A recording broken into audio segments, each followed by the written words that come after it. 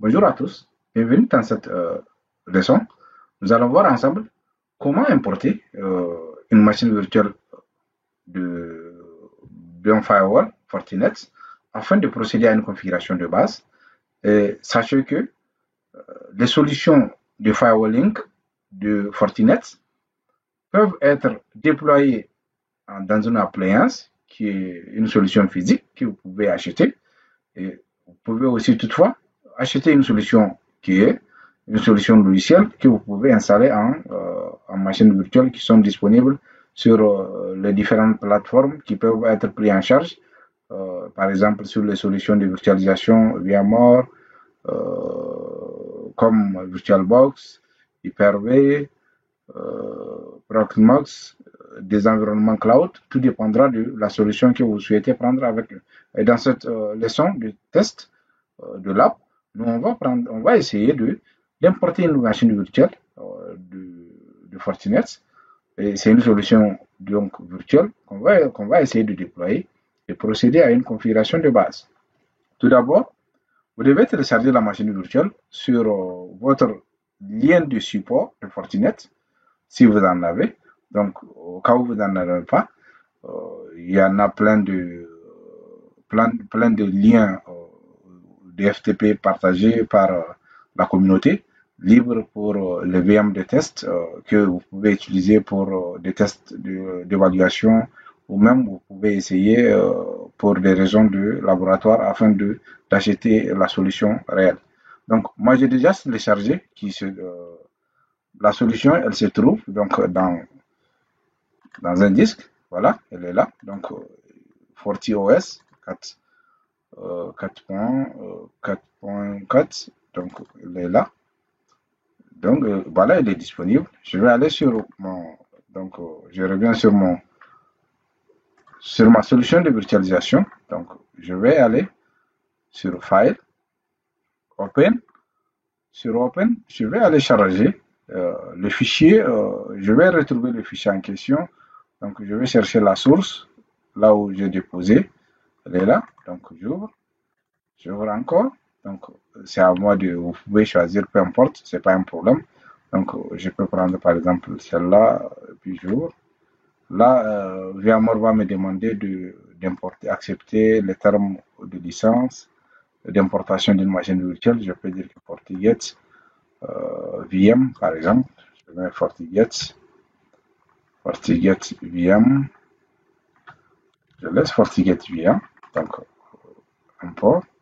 FortiGate VM 1, par exemple. FortiGate VM 1. Import. Là, on va attendre que l'import soit terminé.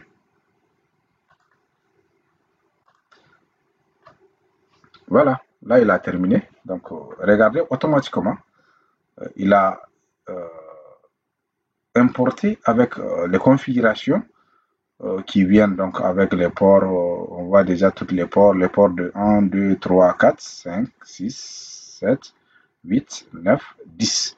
Maintenant, tous ces ports sont en bridge.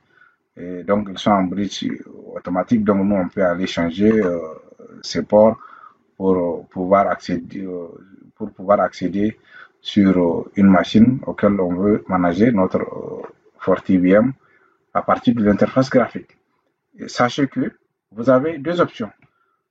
Avant de modifier ces interfaces, soit vous avez des switches virtuels internes dans la solution de virtualisation auxquelles ces interfaces seront connectées à une machine cliente qui est aussi virtuelle sur laquelle ils doivent être dans le même réseau et vous allez procéder à la configuration de base et aller prendre votre Forti en interface graphique qui est via l'interface web sur la machine virtuelle. Ou encore, vous choisissez une interface de management par défaut qui sera en host only, c'est-à-dire qui peut être accessible depuis la machine hôte, qui est votre machine physique, sur lequel on va faire la configuration de l'interface de management et on peut essayer de le prendre à partir de notre machine physique. Donc moi, c'est ce que je vais faire. Je vais d'abord sélectionner la première interface. Donc je vais mettre la première interface en tant que il est là. Je vais mettre la première interface en tant qu'interface donc host only connected. Donc je vais le mettre host only connected. Je choisis custom host only. Je choisis par exemple la première ici. Donc je prends celle-là. Sachant que je connais déjà l'adresse, on va vérifier ensemble quel est le sous-réseau qui est connecté à VNet 1, qui est hostly connected. On va le vérifier ensemble. Et c'est tout ce que j'ai besoin. Maintenant, pour les autres interfaces, tout dépendra de votre besoin. À vous d'aller parcourir, de changer les positions de ces interfaces pour pouvoir les faire partir dans les sous-réseaux auxquels vous voulez, les nombres d'interfaces auxquels vous voulez ajouter. Si vous avez plusieurs machines virtuelles, plusieurs LAN, plusieurs Internet, tout dépendra de votre déploiement de test. Maintenant, sachez que toutes ces interfaces sont modifiables sur cette solution de virtualisation. Vous cliquez sur Edit, Virtual Network Editor. Sur Virtual Network Editor, il va nous afficher toutes ces interfaces virtuelles. Ces interfaces virtuelles, on peut les créer encore, on peut en ajouter plus. Et chaque interface virtuelle, on peut leur donner un sous-réseau distinct. Et parmi ces sous-réseaux qu'on peut ajouter, on peut aussi activer le DHCP, on peut ne pas activer le DHCP. On peut aussi choisir une de ces interfaces virtuelles pour qu'il fait référence à une interface physique de la machine hôte pour récupérer les configurations IP de manière dynamique ou encore pour qu'il puisse prendre les configurations, pour qu'il puisse relayer les paquets sortants, c'est-à-dire pour que l'interface puisse se connecter à la machine hôte, pour qu'il puisse communiquer. Donc, ils doivent utiliser un sous-réseau commun pour qu'il puisse accéder à la machine hôte. Regardez là, j'ai VNet 1 avec le sous-réseau 221.0, DHCP activé. Ici, donc le VNet 2 avec un réseau de 19 sans DHCP. Ensuite de suite, on voit toutes les autres qui sont toutes les autres interfaces. Dans tout ça, regardez ces interfaces qui étaient en bridge. Ces interfaces qui étaient en bridge, ça fait partie à une interface qui est VNet 0. Le VNet 0 n'est pas visible par défaut. Il faut que vous activez, vous passez en mode administrateur d'édition de ces interfaces. C'est en ce moment que vous aurez accès à la modification de toutes ces interfaces sur la base de vos besoins. Donc, on va attendre que ça affiche. Je vais vous montrer l'interface VNet 0 que vous pouvez, par défaut, il est en bridge, donc c'est-à-dire il doit être connecté à peu importe l'interface physique. Si vous activez l'Internet sur la base de votre lien sans fil, d'une interface physique, il peut prendre la connexion Internet et donner à cette machine virtuelle qui est installée. Vous voyez, le 0 bridge, on dit external connection, auto bridging. Il va faire auto-détection de la disponibilité d'une interface. Ça peut être d'une interface qui est accessible via le sans fil. Ça peut être une interface qui est disponible, accessible à partir d'une interface physique. Donc, tout dépendra de votre choix. Et vous avez la possibilité de choisir et spécifier l'interface par laquelle cette machine virtuelle peut se connecter au monde extérieur. Donc, je peux choisir le sans fil, je peux choisir l'interface physique, donc hors Ethernet, tout dépendra de ce que je souhaite. Donc, je reviens, je quitte. Donc, là maintenant, j'ai choisi ça, donc je vais démarrer ma machine pour effectuer. Nous avons vu le sous-réseau qui est de 19, le sous-réseau de l'interface qui était de 19. Donc, on va passer à sa configuration de base après le démarrage. Pour lui donner une adresse IP, on va tester la connectivité avec la machine hôte, qui est la machine physique. Après, on va passer à le prendre via l'interface web. Voilà, donc là, il vient de terminer le démarrage. Donc, vous voyez, il a bien chargé. Sachez que le mot de passe par le nom d'utilisateur par défaut, c'est admin. Donc, admin, excusez, donc admin, entrée. Et le mot de passe, il n'y a pas de mot de passe. Donc, vous faites encore entrer. Là, il va vous demander, on dit, you are forced to change your password. Please input a new password. Donc là, vous êtes appelé à mettre un nouveau mot de passe, à donner un nouveau mot de passe à l'utilisateur. donc à l'utilisateur admin. Donc j'ai un peu tardé, c'est pour ça qu'il m'a éjecté. Donc 1, 2, 3, 4, entrée. 1, 2, 3, 4. Donc moi j'ai donné juste un mot de passe de 1, 2, 3, 4. Là j'ai accès à, vous voyez déjà j'ai accès à l'interface, donc au firewall. Je peux faire, donc vous avez la possibilité de faire show system, par exemple, show system interface.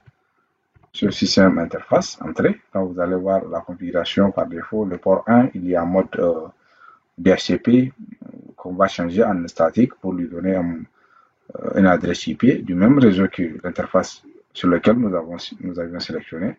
Donc directement, sans tarder, on va faire config système interface. Vous faites entrer.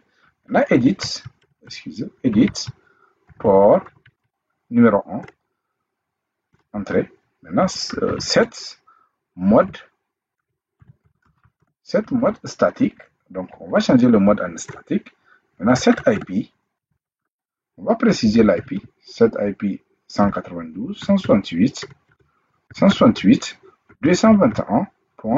Je peux prendre une adresse, donc 221.100 par exemple.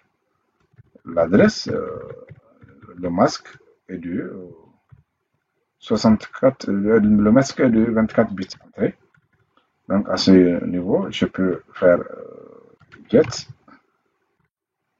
On voit donc en faisant get, on voit donc la configuration en cours, on voit donc l'adresse IP il a pris, allow it access, donc on voit qu'il est accessible il est accessible en ping, en HTTPS, et donc il n'y a pas HTTP, on peut mettre du HTTP avec la commande set allow it, c'est-à-dire pour autoriser les protocoles accessibles sur l'interface, allow it access HTTP.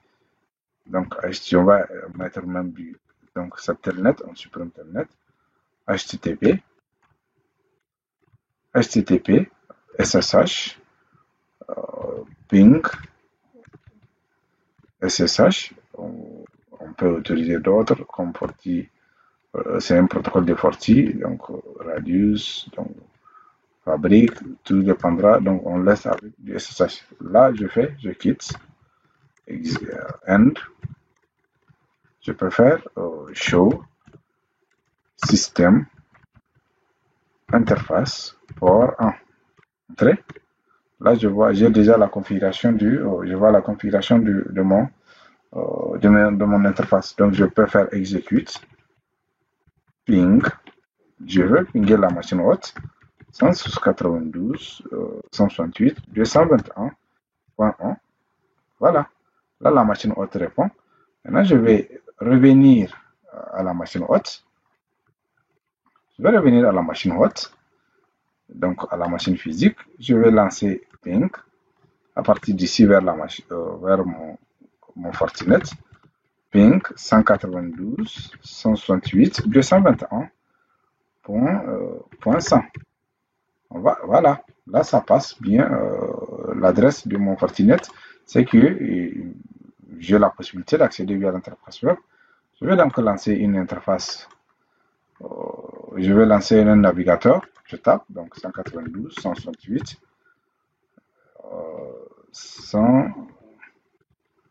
221, excusez, 221.100. Je fais entrer. Là, on va attendre. Voilà. Nous tombons sur l'interface d'administration de notre Fortinet admin. N'oubliez pas l'admin et n'oubliez pas le mot de passe que nous avions changé en 1, 2, 3, 4. Entrée. Donc, le mot de passe est à votre choix hein, lorsqu'il vous sera demandé lors de l'importation. Donc là, il nous demande de procéder, par exemple, à une configuration de base, le changement de nom, changer le mot de passe, mise à jour du firmware, donc et puis passer à la configuration du tableau de bord. Donc, nous, on va dire que plus tard, on va faire toutes ces options. OK, donc c'est bon. Là, regardez, là, nous sommes sur l'interface d'administration en graphique de notre fameux Fortinet. Regardez sur la console, nous avons un administrateur, donc le profil administrateur est connecté, l'utilisateur est admin, le groupe auquel fait partie l'admin, c'est super admin, donc c'est le groupe d'administrateurs auquel fait partie cet utilisateur. Dans ce leçon, nous avons vu de l'importation à la configuration de base pour pouvoir accéder à l'interface graphique de notre FortiGate et je vous laisse découvrir les restants de ces fonctionnalités qui nous offre cette solution de Firewalling. Merci à tous.